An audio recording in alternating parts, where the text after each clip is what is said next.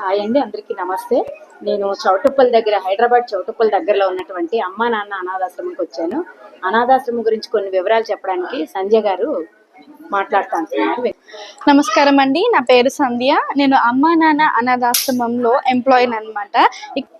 చౌటుప్పల్లో అమ్మా నాన్న అనాథాశ్రమం అయితే ఉంటుందన్నమాట. ఇందులో 600 మంది మతి స్థిమితం లేని అనాథలు ఉంటారనమాట. మనకి జెంట్స్ లేడీస్ వచ్చేసి టోటల్గా 600 ఉంటారు. జెంట్స్ 400, లేడీస్ వచ్చేసి 200. ఇది కూడా ఎలా తీసుకుంటామంటే, రోడ్ల మీద పిచ్చి వాళ్ళలాగా తిరుగుతూ ఉంటారు కదా, అలాంటి వాళ్ళని పోలీస్ వాళ్ళు తీసుకొని వస్తారనమాట. మామూలుగా వేరే వాళ్ళు వచ్చి తీసుకున్నా కూడా మేము తీసుకోము. బంధుత్వం ఉండొద్దు, అది కూడా మెంటల్ వాళ్ళు అయి ఉండాలి. అలాంటి వాళ్ళని పోలీస్ త్రూవే తీసుకుంటాం అనమాట. అలాంటి వాళ్ళు ఇక్కడ మన ఆశ్రమంలో 600 మెంబర్స్ ఉన్నారు. ఫస్ట్ ఈ ఆశ్రమం స్టార్ట్ చేసింది సుశీలమ్మ గారితో, ఈవిడ గారు అనమాట.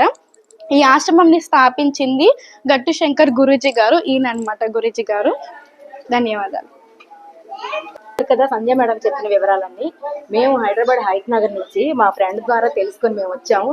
మాకు తోచినంత విరాళం మేము ఇచ్చాము. మీరు ఎవరైనా ఈ అనాథాశ్రమకు విరాళాలు ఇవ్వాలంటే కింద నేను డిస్క్రిప్షన్లో ఆశ్రమంకి సంబంధించినటువంటి ఫోన్ నెంబర్లు వివరాలు అన్నీ ఇస్తాను. మీరు ఎవరైనా డొనేట్ చేయాలనుకునే వాళ్ళు డొనేట్ చేయొచ్చండి. Okay, thank you. విన్నారు కదండి సంజయ్ గారి మాటలన్నీ.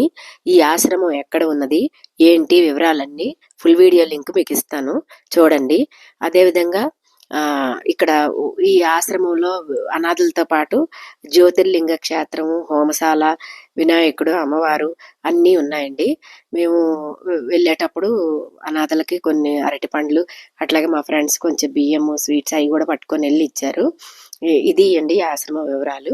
ఫుల్ వీడియో మొత్తము చూడండి. ఈ ఆశ్రమానికి వెళ్ళండి, అక్కడ జ్యోతిర్లింగాలు దర్శనం చేసుకోండి. అదేవిధంగా మీకు తోచినంత సాయం అనాథలకు చేయండి. ఈ వీడియో చూసిన వాళ్ళందరికీ ధన్యవాదములు.